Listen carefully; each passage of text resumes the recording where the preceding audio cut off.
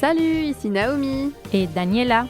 Bienvenue sur la saison A de notre podcast On Trip Nature. Dans chaque épisode, avec nos invités, on se penche sur les solutions pour transformer notre façon de voyager et encourager des pratiques régénératrices.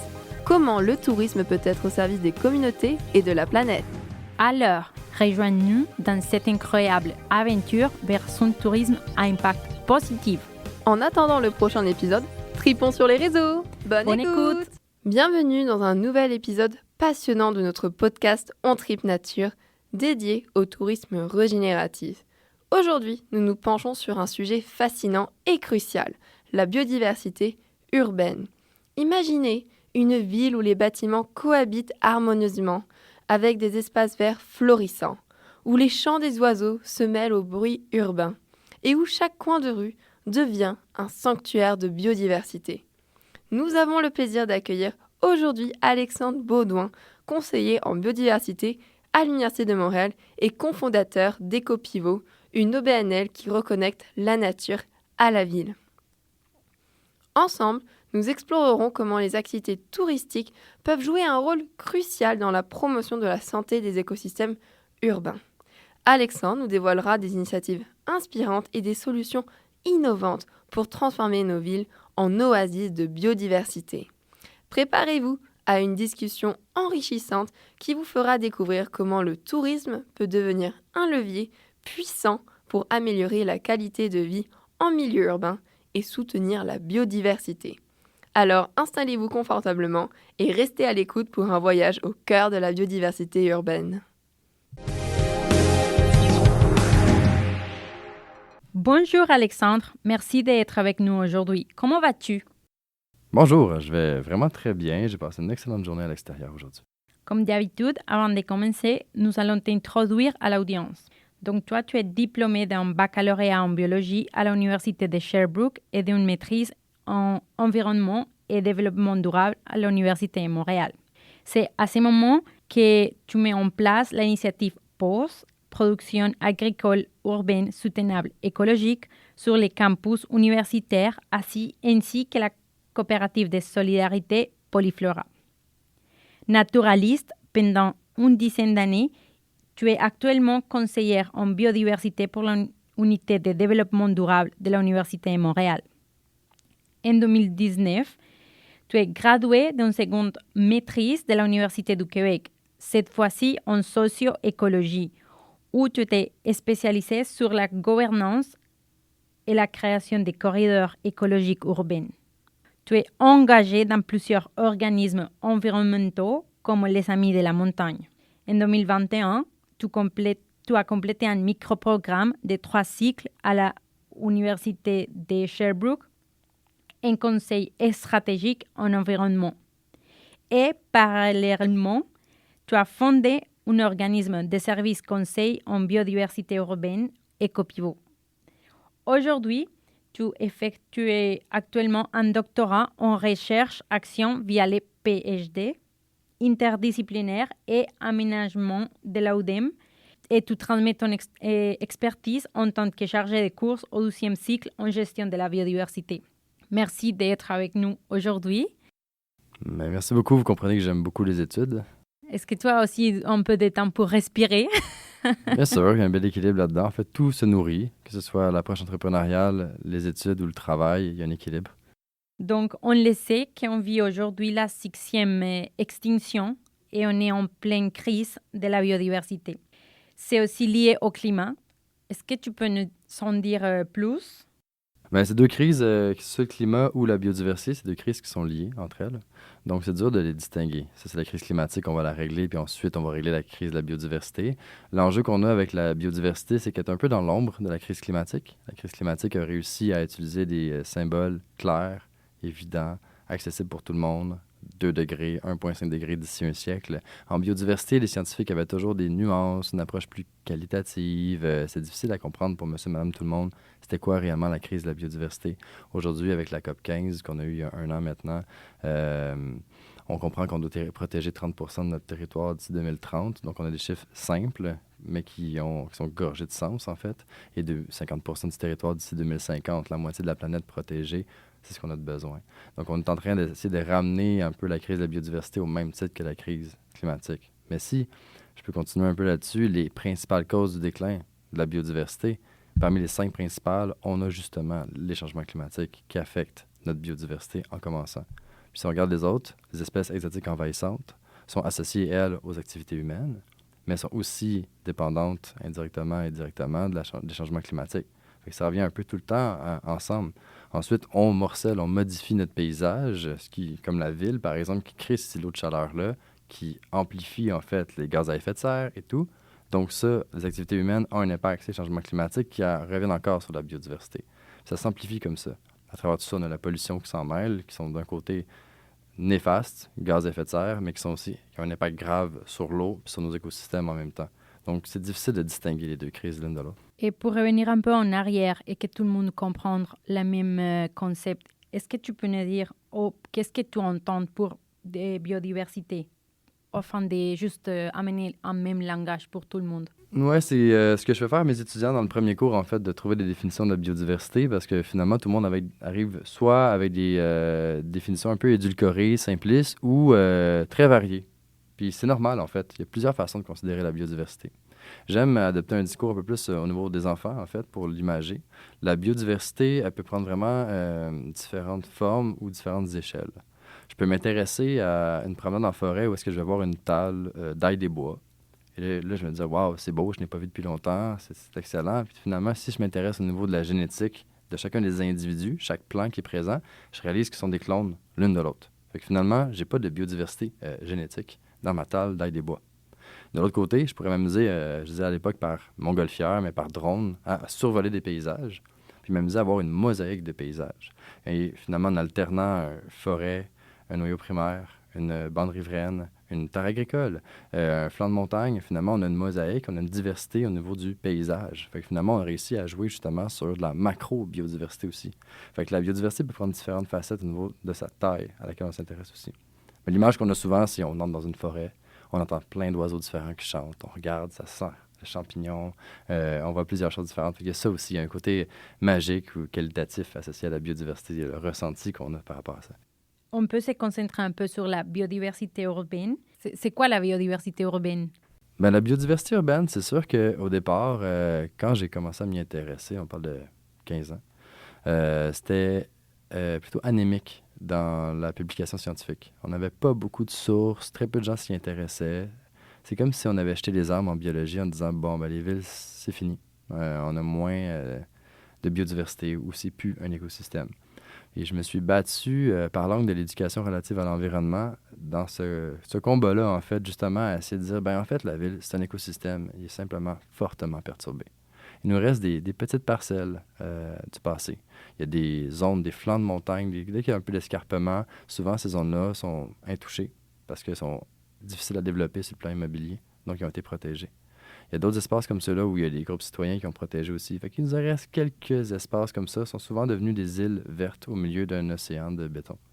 En s'y intéressant, c'est sûr qu'en ayant des îles petites, ben, il y a moins de diversité. Il y a plus d'espèces envahissantes qui profitent de ces espaces-là, des lieux perturbés. Mais quand on prend le temps de regarder comme il faut, de faire nos inventaires biologiques adéquatement, on finit toujours par trouver des perles, des espèces rares, des espèces qu'on ne soupçonnait même plus à Montréal. Ou encore, celles qu'on s'attend à trouver, mais en milieu naturel, mais on retrouve dans une petite friche abandonnée, avec plein d'espèces envahissantes. Tu te dis, c'est peut-être pas sa place, ces espèces-là, mais finalement, ils créent un habitat à leur façon, puis des oiseaux qui sont indigènes en bénéficient. Puis quand on finit par brasser un peu puis s'y intéresser beaucoup, comme moi, depuis plusieurs années, on réalise que la biodiversité est encore là, elle s'accroche. On assiste quand même à une homogénéisation. C'est-à-dire qu'on retrouve souvent les 5 mêmes espèces un peu partout au niveau des oiseaux dans la ville. On va retrouver souvent les mêmes mammifères. Au début, on résumait dans mes entretiens, bon, la biodiversité urbaine, c'est quoi? C'est les marmottes, les ratons laveurs et les écureuils. C'est ce que tout le monde voit par leur fenêtre. Oui, il y en a, ça fait partie de, mais c'est plus complexe que ça va beaucoup plus loin. Il y a des animaux qu'on ne soupçonne même pas qu'on a en ville, puis c'est le fun avec mon travail parce que justement, je suis dans les premiers concernés, premiers au courant de voir que, OK, on a un renard gris, OK, il y a des opossums à Montréal, puis on découvre des choses qu'on ne soupçonnerait même pas dans la ville. Fait qu'il y en a un écosystème, il est caché, il est souvent nocturne, puis il vit dans des espaces qu'on n'a pas encore développés. Peux-tu nous dresser un peu l'état actuel de cette biodiversité? Comment elle va aujourd'hui? C'est sûr que si on parle de la biodiversité dans le contexte urbain, elle est perturbée, mais en même temps, il y a un état de relaxation, on peut dire, qu'on appelle. C'est-à-dire qu'on a tellement développé ailleurs que certains individus de la biodiversité générale du Québec reviennent vers nos centres urbains. On assiste à ces éléments-là aussi. Nos infrastructures qu'on a laissées en place, c'est-à-dire des chemins de fer, par exemple, sont aussi des portes d'entrée, des fois, pour la biodiversité. C'est des lieux, des axes qui traversent la ville qui sont relativement calmes quand il n'y a pas de train qui passe dessus. C'est nivelé, ça surmonte des obstacles, ça fait des ponts, en fait, passer par-dessus les rivières, les fleuves. Donc, ça l'aide, en fait, aussi la biodiversité. Donc, cette biodiversité-là, elle est mal en point, elle a besoin d'amour.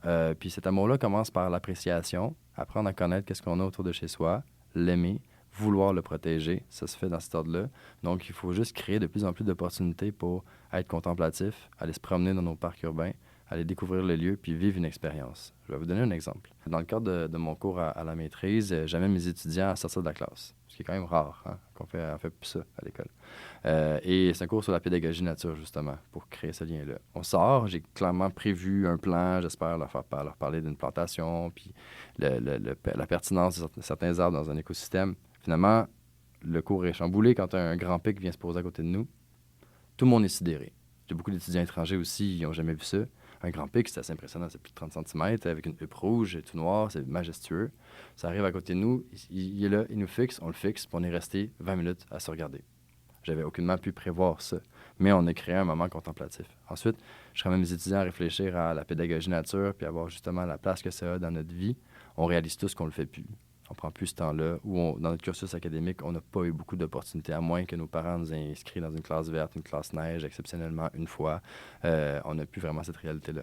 Pourtant, dans la classe, l'éducation devrait se passer dehors. Mais ça a été prouvé scientifiquement que de faire des cours des fois en extérieur, ça peut stimuler mieux l'apprentissage. Parce que je l'ai fait à Bordeaux, quand j'étais à l'IAE de Bordeaux. Et justement, notre professeur, elle avait pris le temps de nous emmener dans le jardin public à côté. Elle a dit, OK, je vais faire aujourd'hui classe ici. Et c'était vraiment une super expérience. Genre, je trouve qu'on pourrait faire ça plus souvent. Des classes grises, des fois même sans fenêtre, c'est pas super moralisant ou stimulant. Un élève qui a tendance à perdre la concentration a le droit de le faire en nature. Il peut arrêter d'écouter son professeur, mais il est ailleurs, mais il regarde clairement dans la nature, puis il vit quelque chose d'autre. Donc, il se garde stimulé, ça le détend, ça stimule sa créativité, ça l'amène peut-être à partager son expérience avec un autre, donc il développe sa socialisation. C'est bon de sentir la nature pour le système immunitaire, donc une meilleure santé, moins d'absentéisme, plus de présence d'esprit à l'école. On oublie ça. Pour moi, c'est pas l'angle qu'on va nécessairement aborder aujourd'hui, mais il y a une façon de redévelopper notre éthique environnementale ou envers la biodiversité, puis c'est en créant le contact, en forçant légèrement le contact, puis après ça, tout va se faire tout seul. Parce qu'on est très loin de la nature, qu'on n'est pas vraiment connecté. Mais nous sommes la nature et il faut se connecter de nouveau à... Je vais parler un peu d'un projet sur lequel je travaille en ce moment, c'est le Jardin des premiers peuples. Moi, je ne suis pas issu des communautés autochtones, mais je travaille avec beaucoup de porteurs de savoir, des gens qui nous accompagnent dans notre démarche pour créer ces espaces de plantes médicinales autochtones, là. Puis souvent, dépendamment des langues parlées, le mot nature, il n'existe pas. On va plutôt parler du territoire. Puis dans ce mot-là, on en fait partie. Donc, on est juste un élément parmi ce territoire-là qui, de toute évidence, a une très grosse influence sur le territoire. Mais en comprenant qu'on a cette posture-là, ça permet de travailler sur une écologie personnelle, sur soi-même, comprendre qu'on est juste un élément dans un tout. Puis ça donne une espèce de leçon d'humilité, en fait, de réfléchir comme ça. Je disais avec une accompagnatrice, Micmac, j'étais perturbé parce que quelqu'un était venu faire de l'abattage dans une des forêts dont je m'occupe en ville. Puis ça m'avait touché personnellement. C'est la forêt dont je m'occupe. Puis elle m'a répondu, de toute évidence, toi, tu n'as rien compris parce que c'est de la forêt qui s'occupe de toi. Puis ça a vraiment résonné chez moi d'entendre ça parce que c'est vrai, en fait. J'étais attaché à elle parce que c'est mon bien-être, en fait, qui est attaché à ce milieu-là. Puis je me bats pour des petits espaces, 1 hectare, 1 hectare et demi, 5 hectares des fois. Je suis heureux de pouvoir participer à redonner de la valeur à ces lieux-là. Puis me dire, il n'y a pas que moi qui bénéficie de ce plaisir-là. Puis à l'occasion, tu as le résident local qui vient te taper dans le dos et qui te dit « Hey, merci, j'ai vu que tu plantais les arbres. Hey, merci, j'ai vu que vous ramassiez les déchets. » Puis ça fait du bien, en fait, parce qu'on le fait toujours. Je suis convaincu que c'est important. Mais d'entendre d'autres humains qui réalisent que c'est important aussi, ça donne plus de sens encore à ce qu'on fait. On a un peu parlé des pressions qui subsistent à la biodiversité au début. Et j'aimerais, mais quand même, il y a comment une prise de conscience maintenant.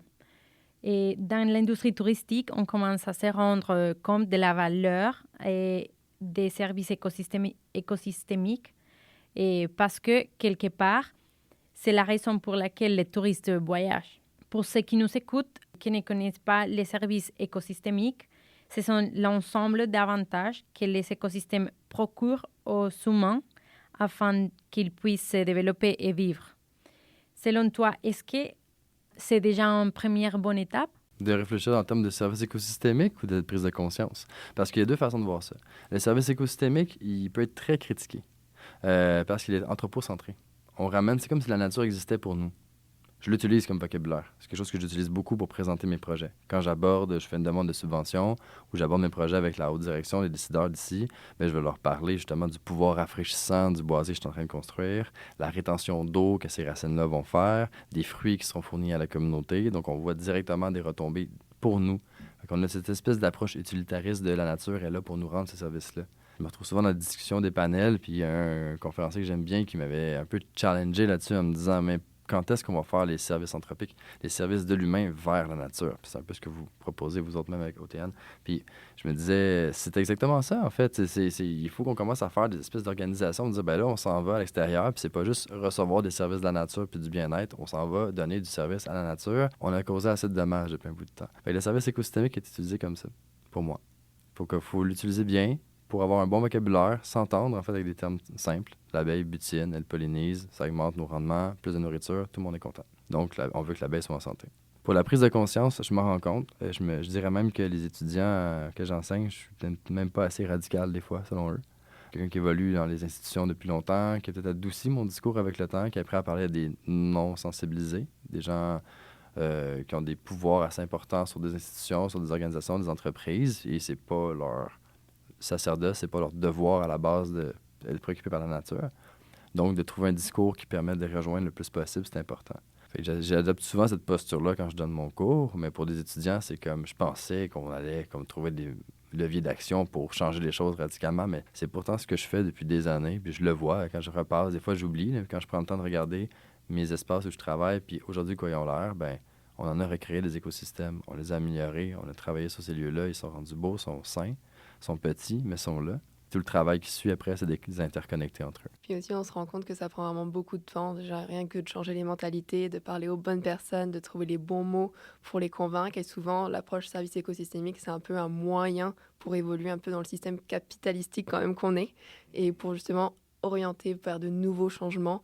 C'est notamment ce qu'on a découvert aussi beaucoup avec le Saguenay-Lac-Saint-Jean qui font cela dans leur démarche, dans leur office du tourisme. En fait, ils ont fait toute une étude sur la valeur des paysages du Saguenay et aussi du fjord pour un peu comprendre combien vraiment ça leur apportait et que s'ils perdaient cela, combien il faudrait injecter en termes d'argent monétaire pour retrouver juste les services que la nature nous procure. Et puis ça a été un levier d'action pour éviter justement des projets de développement tels que des nouvelles usines, parce qu'aussi ça a une valeur pour le tourisme, comme on en parlait aussi. C'est nécessaire, c'est un langage commun. Je pense que les décideurs se retrouvent avec ce travail-là, ce rapport-là sur leur table, ils l'écoutent peut-être un peu mieux, comprennent un peu plus la hiérarchisation des choses, des priorités, puis ça leur parle, donc ils sont capables de se dire, je vais décoincer un budget pour la prochaine année. Ça peut entamer les bonnes étapes pour suivre après. Par rapport à les futurs, qu'est-ce qu'on devrait faire par la suite si on veut vraiment que nos écosystèmes urbains fleurissent un peu? Moi, je crois beaucoup à l'éducation, là. Je pense que c'est un des éléments de base. Si on ne fait pas de la bonne pédagogie puis que les gens qui se développent en ville n'ont pas la chance de développer cet amour-là pour le vivant, on passe à côté de quelque chose d'important. Si on grandit dans de l'asphalte et du béton puis qu'on ne voit que ça, probablement que cette nouvelle génération-là va trouver ça normal. Puis on ne devrait pas trouver ça normal. Je suis vraiment d'avis que chaque petit projet a son sens. L'enfleurissement d'une saillie de trottoir sur le coin d'une rue avec un groupe scolaire ou un camp de jour, c'est gorgé de sens. Ça devient leur espace. Ils ont participé à ça. Ils ont fait germer les semences. Ils ont vu pousser leurs plantes. Ils les ont abandonnées à un certain moment où ils les ont mis en sol. Mais ils vont quand même les voir de temps en temps, donner un petit coup d'eau. Il y a un attachement qui se crée avec le vivant. Fait que ces petites victoires-là, en fait, sont importantes de les cumuler. Mais c'est pas que la responsabilité d'un citoyen, d'une citoyenne, de porter ça sur son dos. Je pense qu'il faut que nos élus, que ceux qui ont des grands pouvoirs se mouillent davantage et fassent les choses. Il y a urgence d'agir. Puis c'est le fun de voir des communautés qui se mobilisent à leur échelle, mais je pense que ceux qui ont les pouvoirs d'agir à plus grande échelle doivent le faire aussi. Puis ça aussi, ça revient un peu du côté des citoyens d'aller mettre la pression aux bonnes places, leur rappeler qu'on est là pour rester puis qu'on veut léguer une terre en santé à nos enfants aussi. Et justement, pour parler un petit peu de comment promouvoir la santé des écosystèmes et surtout dans ta branche de spécialité, les écosystèmes urbains, tu as créé à cet effet du coup ton OBNL Éco-Pivot. Et on aimerait savoir un petit peu, du coup, quelle est ta vision, mission, quelle était ta proposition de valeur, genre, pourquoi tu as lancé ça, comment ça vient agir un petit peu dans tout ce que tu as fait, tes démarches. Éco-Pivot, c'est un peu drôle comment ça a vu le jour. Ma deuxième maîtrise sur l'étude de la gouvernance pour l'émancipation des corridors écologiques urbains. À la fin, comme bon académique, je soulève les points faibles, les forces, les éléments améliorés, puis je nomme l'absence d'un acteur pivot qui permettrait de stimuler plus de projets comme ceux-là. Et là, je dépose mon rapport et je le laisse dormir pendant 2 ans. J'ai eu ma note, j'ai eu mon diplôme. Puis ça m'a pris vraiment 2 ans avant de me dire, il émerge pas cet acteur pivot-là, en fait. Je l'ai nommé, mais personne ne lit ça, des mémoires, pour développer des projets. Et là, avec une collègue biologiste, on avait vraiment envie de travailler ensemble, on n'avait jamais travaillé ensemble. Durant la COVID, on me disait, on commençait à se faire des appels de 45 minutes par semaine, juste... On brasse des idées. On va voir qu'est-ce qui va sortir de ça. Puis Éco-Pivot est né après quelques mois. On l'a enregistré quelques mois plus tard, 7 mois plus tard après avoir commencé ça. C'est là qu'on a développé le projet Éco-Pivot autour des corridors écologiques. Donc l'idée, avec nos 2 expertises. Socio-écologie, pour moi, donc les humains dans l'écosystème urbain, comment ils perçoivent les paysages, leur milieu, les attachements qu'ils ont. Puis de l'autre côté, elle, en écologie computationnelle, modéliser le déplacement de la faune dans la ville pour voir où sont nos obstacles, où sont les liens forts à consolider. Puis en croisant ces approches-là, Éco-Pivot prenait son sens. On lance le service, puis on réalise qu'on est comme 2 coups d'avance sur nos clients, qui souvent connaissent même pas leur biodiversité. Est-ce que j'ai vraiment quelque chose à faire, moi, sur la biodiversité? Mais avec les engagements qu'ils ont pris avec les grands agendas internationaux, aujourd'hui, ils sont tenus, ils l'ont mis dans leur plan de développement durable, améliorer la biodiversité, mais ils ne savent pas par où commencer. Donc, on s'est spécialisé pour les accompagner, faire les inventaires, mieux connaître qu'est-ce qu'ils ont, ensuite faire leur propre plan d'action pour qu'ils puissent agir dans la bonne direction, dans lequel on insère les études de connectivité, parce que c'est bien d'être bien sur son territoire, mais si c'est enclavé puis c'est une île, ça sert peu. Puis après ça, de commencer à rayonner à l'extérieur. Puis là, notre service arrivait en 3e étape. Et finalement, on a réalisé aussi en parallèle de tout ça, si on ne fait pas d'éducation à différents niveaux, oui, on parlait beaucoup des jeunes, mais la haute direction a besoin de savoir. Donc, trouver le vocabulaire qui résonne chez eux, les services écosystémiques, comme on parlait, mais d'autres choses aussi, c'est essentiel, en fait. Donc, avec ces 4 services-là, on réussissait à vraiment fournir une belle trousse d'outils pour que les gens puissent s'approprier, en fait, leur biodiversité et agir à leur échelle.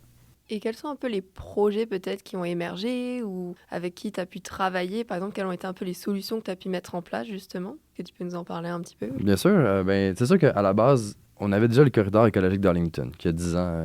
cette semaine, en fait. Ça fait qu'on est heureux, on va fêter nos 10 ans. C'est un projet qui est génial, là, qui était dans le Côte-des-Neiges, qui fait 7 km, tout ça. Fait que c'est celui qui a inspiré le projet. Fait que le projet a 10 ans, mais l'organisation a seulement 3 ans. Donc, on a un projet plus vieux que nous. Mais ça a permis de servir de carte de visite puis d'inspirer d'autres joueurs. Par exemple, on peut penser à l'ETS, notre premier vrai client qu'on a eu au début. L'ETS, en plein milieu du centre-ville. Est-ce qu'il y a quelque chose à faire avec ça?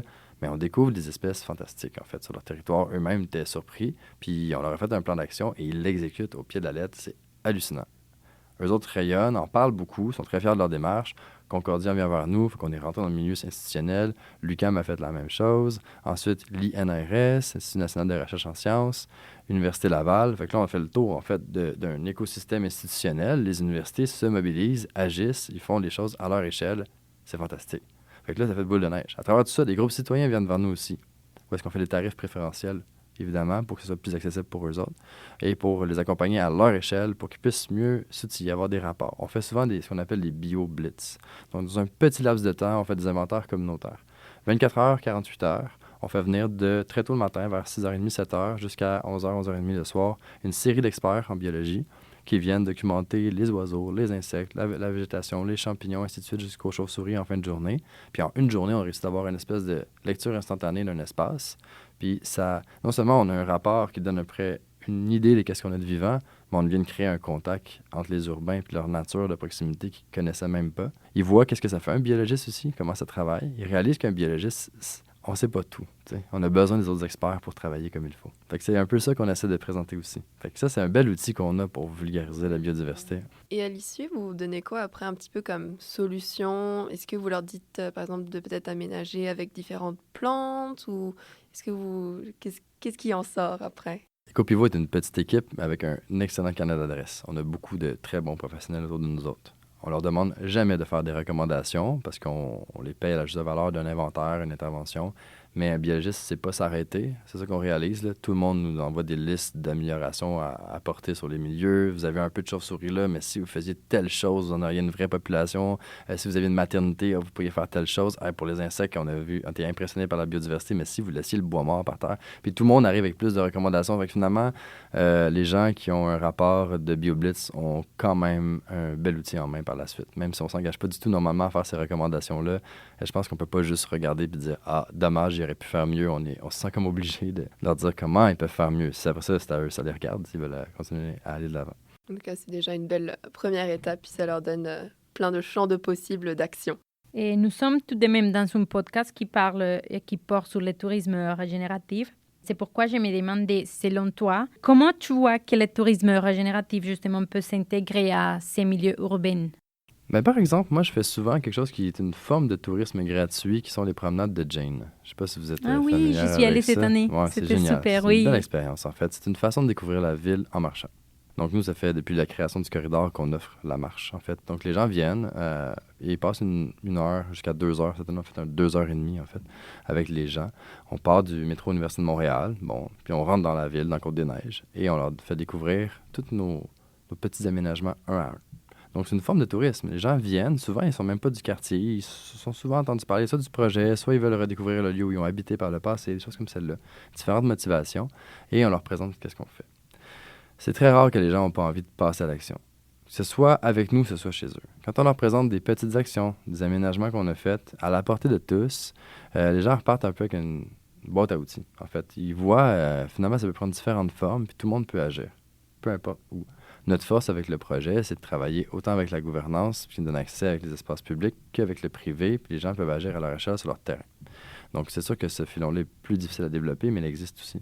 Fait que je pense que le tourisme urbain permet justement de créer cette opportunité-là de contact avec le milieu. Pour être régénératif, c'est sur du long terme. On a dégradé, on a minéralisé nos surfaces, donc c'est quand même difficile de penser à agir en un an et d'avoir des résultats. On doit penser des fois même à utiliser des plantes qui sont phytoremédiatrices, qui vont corriger la toxicité du sol, parce que c'est des plantes efficaces pour le faire, mais c'est pas une plante qu'on veut garder nécessairement sur le long terme. Elle est juste là pour une période de transition, pour nous amener à recréer notre espace urbain par la suite, espace naturel urbain. Fait que dans le fond, je pense que c'est beaucoup le travail qu'on a à faire. Le tourisme urbain, la force qu'on a, c'est qu'il y a bien du monde en ville. Puis après ça, c'est un contact qu'on peut créer en créant des micro-forêts. L'année passée, on a fait une plantation de 600 arbres sur 250 mètres carrés. Ça intrigue les gens. Pourquoi autant d'arbres sur un si petit espace? Puis c'est tout dense, puis c'est serré, mais d'un seul coup, ça change le paysage. Puis pour le mieux, on n'était pas sûr que les gens aimeraient ça, mais ils voient que finalement, ça peut améliorer les lieux. Puis il y a des gens qui passent régulièrement là, mais eux, ils deviennent un peu nos sentinelles volontaires. Salut, je veux vous dire comment ça évolue. Il y a des lapins qui viennent manger toutes vos têtes d'arbres. Ben, ça fait partie de la vie de nos écosystèmes urbains. Et si je ne me trompe pas, c'est un mouvement qui a commencé aux États-Unis. Les micro-forêts? Non, les... Promenade de Jane. Oui, en effet. Quand je suis allée, il y avait des gens qui venaient de l'extérieur justement parce qu'ils connaissaient déjà ces mouvements ou cette activité. Donc, ils sont cherchés ici à Montréal quand il s'est fait et où. Et c'était vraiment intéressant. Il y avait, j'ai fait 2. L'autre, c'était sur les plateaux et l'autre, c'était au Saint-Michel. Il montrait les plantes indigènes qui ont justement fait pousser là-bas pour amener de nouveau la biodiversité. C'était tellement intéressant. T'as soupçonné. Le corridor écologique d'Arlington part à travers Côte-des-Neiges, rejoint un chemin de fer, puis ça va jusqu'à l'hippodrome de Montréal. Ça, c'est un site incroyable, en fait. 43 hectares non développés en ce moment, oubliés pendant si longtemps par les Montréalais. Puis là, aujourd'hui, on est là en train d'essayer de le redynamiser. Oui, il y aura des logements sociaux. Et nous, on travaille d'arrache-pied avec EcoPivot sur ce territoire-là. On en fait un Living Lab avec l'Université de Montréal en même temps. Donc, avec les différents chapeaux que je peux porter, On agit sur le lieu, on veut le restaurer, l'améliorer. Et là, justement, à court terme, on fait une fête ouverte à tous pour que les gens viennent voir ce lieu-là. C'est hallucinant, en fait. Ça existe au milieu de Montréal. On arrive, on passe une journée là-bas, on oublie qu'on est à Montréal. Il y a des avions dans le ciel, un petit vombrissement de voiture parce qu'on n'est pas loin de Décarie quand même, de l'autoroute Décarie. Mais sinon, on se passe en campagne toute la journée. On vient, on est ressourcés. Et comment pourrons-nous éduquer justement tous ces gens et visiteurs dans les contextes de tourisme régénératif? Est-ce que dans les corridors et les initiatives que vous font, il y a aussi la participation des visiteurs, des voyageurs, ou c'est juste vous comme étant une OBNL ou organisme et bénévole qui les font? Si on regardait ça à l'interne, on raterait complètement notre coup. Je pense qu'il faut que les gens réalisent qu'ils ont tous un rôle à jouer. C'est ça l'objectif. Donc, Éco-Pivot existe pour ça. C'est pour que tout le monde comprenne la beauté des choses. Mais après ça, de toute façon, quand on fait des grandes plantations, des grandes corvées, ça nous prend du monde. Parce que les travaux sont colossaux. Donc, oui, il faut qu'on mobilise les gens. Le meilleur angle, je pense, pour moi, pour travailler dans cette direction-là, c'est de s'assurer qu'on peut rattacher tout ce qu'on fait sur l'écosystème sur sa propre santé. Puis à partir du moment où on réussit à créer ce lien-là vers les gens, ça peut paraître égoïste, en fait. Je le fais parce que j'améliore mon air que je respire. Je le fais parce que c'est bon pour le développement de mes enfants. C'est un peu égoïste, peut-être, mais la finalité est la même. Puis je pense que c'est le travail qu'on a à faire, c'est développer vraiment ce discours-là. Par mon doctorat, je suis dans un club étudiant qui s'appelle Une seule santé, où on adopte justement cette posture-là disciplinaire. Plusieurs disciplines en même temps qui regardent le même objet. La relation qui existe entre les animaux et leur environnement, l'environnement et l'humain avec les animaux. À la base, c'était le risque qui existait entre les maladies transmises par ces animaux-là sur les humains qui mobilisait tout ça. Puis finalement, on s'est dit, il faut prendre en considération aussi l'environnement dans lequel tout ça se passe. Finalement, cette espèce de triade-là vient alimenter plusieurs disciplines qui regardent le même objet. Puis Une seule santé, c'est le terme rassembleur qu'on a trouvé pour travailler ça, en fait, ensemble. Donc pour moi, c'est ça l'objectif en ville. C'est de travailler notre cadre naturel dans le but d'améliorer, oui, l'habitat pour la faune, ce qu'on fait avec Éco-Pivot, mais la santé des gens. D'offrir un espace naturel, se sentir déconnecté de notre routine puis de notre stress quotidien, puis juste aller se faire un bon bain de forêt. Et est-ce que en tant que voyageur, du coup, parce que dans l'approche du tourisme relatif, le voyageur cherche justement à laisser l'endroit dans un meilleur état qu'il l'a trouvé, est-ce qu'il y aurait peut-être des activités ou des choses, on a parlé du coup des circuits Jane, mais est-ce qu'on pourrait aller plus loin dans la démarche où, par exemple, tu disais à un moment, j'ai besoin de bras pour, par exemple, mettre en place un projet, pour replanter des arbres, des choses comme ça. Est-ce qu'il y aurait peut-être là un lien à faire? Ben, je pense que nous, notre angle par rapport à ça, c'est avec le team building surtout. Là. Les gens ont besoin d'avoir des activités professionnelles hors du contexte régulier. Là. Fait que c'est beaucoup là-dessus qu'on mise pour le moment. Donc, on voit nos espaces qui ont besoin d'être améliorés, puis on essaie d'intéresser du corpo, en fait, à venir chez nous, puis de voir un peu les espaces, puis de dire, c'est une grosse corvée qui s'en vient, puis on a besoin d'aide. Puis c'est pas juste des corvées le fun, tout le monde veut planter des arbres. Ça, il y a presque plus de publicité là-dessus. Tout le monde veut venir, puis c'est trop de gens, fait que c'est compliqué. Ramasser des déchets, c'est moins le fun. Déplacer du matériel à la mauvaise place, mais c'est tout aussi important. Des fois, c'est une pollution qui nuit pas directement au sol par ses toxines, mais c'est une pollution visuelle. Fait que finalement, ça nuit à la qualité du lieu, à la qualité du paysage, donc on doit intervenir là-dessus aussi. C'est l'angle que nous, on a pris pour le moment. Ensuite, pour s'adresser à des groupes comme Tourisme Montréal, des choses comme celle-là, on n'est pas à cette échelle-là encore. Le jour où on aura la responsabilité de travailler sur les 43 hectares de l'hippodrome officiellement, peut-être que là, on s'organisera pour être sur des réseaux de visibilité comme ça. Pour le moment, à notre échelle, ça convient. On a un réseau intéressant. Pour le tourisme, tu sais, je veux dire, on a quand même des projets à l'extérieur de Montréal aussi, en périurbain. On va amorcer des démarches en zone agricole aussi pour intéresser des communautés sous un autre angle de leur terre agricole. Souvent, c'est un lieu de production alimentaire, point. Pourtant, il y a des gens qui font des choses incroyables en approche permaculture, en approche écologique. Ça donne valeur sur le plan écosystémique. Mais les fameux BioBlitz que je parlais qu'on fait en ville, on peut en réaliser en région. On en a déjà fait par le passé. On peut les faire sur des terres agricoles. Puis de voir l'importance d'une simple haie brise-vent d'arbres et d'arbustes placés à côté peut regorger d'un écosystème, au moins d'une biodiversité beaucoup plus diversifiée que l'homogénéisation qu'on a d'un champ de soya. Puis on a vraiment cette réalité-là aussi qui est à présenter. Fait qu'on doit se tourner aussi vers l'extérieur des villes. Là. Et aussi, il y a un autre angle pour toi, peut-être, je ne sais pas si tu y avais déjà pensé, mais il y a aussi les voyageurs, des fois d'affaires, tu sais, qui vont faire des gros congrès au Palais des Congrès de Montréal, les énormes salons. Et je sais que j'avais vu un moment dans certains autres pays ou dans d'autres palais des congrès, ce qu'ils proposaient, c'était justement de faire une journée pendant le salon ou une après-midi ou une matinée où tous les membres du salon vont en fait faire une tâche, par exemple nettoyer les bords de la rivière, je sais pas moi, de la Seine par exemple, ou de la rivière Han. Et ça pourrait être peut-être une initiative pour toi qui vienne donner une après-midi ou une matinée ou une journée. Oui, c'est une belle piste à explorer pour que les gens viennent découvrir Montréal sous un autre angle, par exemple. Puis ils viennent en ville, puis oui, on connaît les attraits touristiques. Si tu veux le savoir, tu t'achètes un guide, puis tu lis ce qu'il est allé voir. Mais si tu veux vivre une expérience différemment, une des richesses qu'on a à Montréal, c'est la communauté mobilisée hallucinante sur le bénévolat, sur l'agriculture urbaine en particulier. Je pense qu'on est reconnu pour ça. Donc, de permettre aux gens de vivre une expérience réelle. Pas juste aller voir des jardiniers, mais de devenir jardinier, par exemple, à mettre de l'avant. Je ferme pas l'idée. Je prends l'idée, en fait, pour le moment. C'est juste chaque chose en son temps. Je comprends, tout à fait. On a parlé de beaucoup de choses, mais on s'est demandé quels seraient vraiment tes rêves et peut-être tes espoirs pour la biodiversité urbaine. On peut s'en tenir à Montréal, en fonction de où tu peux aller plus loin aussi. Développer des écoles primaires écologiques avec des services écologiques obligatoires. C'est-à-dire des enfants qui font de la pédagogie nature. Ils ont des salles de classe quand même. Ils ont des salles de classe extérieures aussi.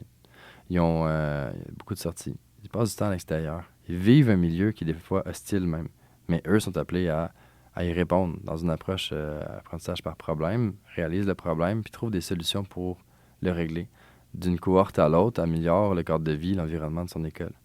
Que dans ces corvées ou ces services écologiques obligatoires-là, les jeunes sont capables de se mobiliser, s'organiser, mobiliser leur propre communauté, leur famille, leurs voisins pour agir puis transformer les milieux.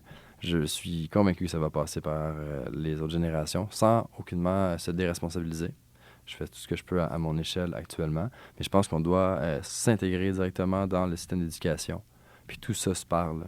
Par rapport au tourisme, par exemple, on en parlait un peu, mais d'avoir une idée où on est capable de lier, en fait, nos ministères. Là, on parlait d'interdisciplinarité pour observer la santé humaine ou la santé des écosystèmes, mais de faire la même chose, puis de voir comment est-ce que le système d'éducation est capable de parler davantage avec le ministère de l'Environnement, qui est capable de parler davantage avec la sphère du tourisme, qui est capable de parler davantage avec le milieu de la santé, puis de se dire, finalement, on est capable de travailler tout ça ensemble dans un seul et même projet, avec chacun de nos objectifs et nos compétences à développer, puis d'atteindre les buts. Puis tout le monde coche sa case après, ça le réussit, mais de travailler ensemble plutôt que continuer à travailler en silo, ça marche pas très bien, on le voit. Donc c'est peut-être ça, en fait. Puis moi, je prends les écoles comme point de départ. C'est une très sage décision, en effet. Et je veux aussi, pour fermer la boucle, que souhaites-tu que l'audience vraiment retienne de tout ce qu'on a parlé de notre conversation? Quelque chose qui m'est venu dans mes conférences, peut-être dans le passé, souvent, je suis amené à présenter mes bons coups. Puis c'est peut-être, on fait tout ça un peu, là, je fais une présentation sur les réalisations, j'enchaîne sur 10 ans tous mes beaux projets. Des belles photos, le meilleur moment de ce jardin-là et tout ça. Puis parfois, ça peut paraître intimidant ou inaccessible. Fait que moi, je pense qu'il faut rappeler qu'il y a beaucoup d'essais-erreurs là-dedans. Je me suis souvent planté. Il y a plein de projets qui n'ont pas fonctionné. J'ai mon vrai projet dans ma tête où je veux amener la société, je suis loin d'être rendu là. Je fais des petits projets, des demi-étapes, des projets transitoires pour l'atteindre. Donc, c'est se rappeler que faut essayer, on tombe, on se relève, on continue, on recommence, puis ça marche à un moment donné, on finit par trouver la bonne formule. Il y a cet élément-là, puis c'est à l'échelle de tous. Moi, on le voit avec mon pédigré académique, j'aime l'éducation, j'aime étudier, j'aime développer mes connaissances intellectuelles sur le sujet, mais c'est pas que ce profil-là de gens qui a besoin d'agir sur le milieu, puis tout le monde, peu importe ton background, des gens de tout acabit, en fait, ont leur place pour participer à un mouvement plus grand. On a besoin de ces profils-là. Fait que je pense que tout le monde doit sentir qu'il y a un empowerment potentiel à les développer. C'est ça, je pense, l'objectif principal qu'on doit tous avoir. Puis des fois, c'est ça, je veux dire, des fois, ça peut intimider la présentation académique ou les réalisations. Puis il faut vraiment descendre de cette espèce de piédestal-là qui s'est comme créé de l'extérieur, puis se dire, finalement, comme monsieur, madame, tout le monde, moi, je fais ce que je peux à mon échelle, puis on essaie de changer des choses comme on peut. Fait que tout le monde peut le faire. On est tous aussi engagés, c'est pour ça aussi que le podcast existe, justement pour montrer un petit peu toutes les options qu'on peut faire à son échelle, ou même un touriste comme un voyageur, ou comme encore un restaurateur, quelqu'un qui travaille dans l'hébergement. Donc on peut vraiment tous avoir un impact, donc il faut juste savoir comment bien le faire. Merci pour être aujourd'hui avec nous. C'était vraiment un vrai plaisir de parler, converser avec toi. Un plaisir partagé. Un grand merci. Merci beaucoup pour votre écoute. J'espère que cet épisode vous aura amené des réflexions et aussi des solutions, qu'il vous aura inspiré à opter pour un tourisme régénératif. Si toi aussi tu veux changer les codes du tourisme, soutiens-nous. C'est très facile. Tu peux laisser une note positive sur notre podcast et le partager à ton réseau. En attendant le prochain épisode, tripons sur les réseaux. Merci et à tantôt.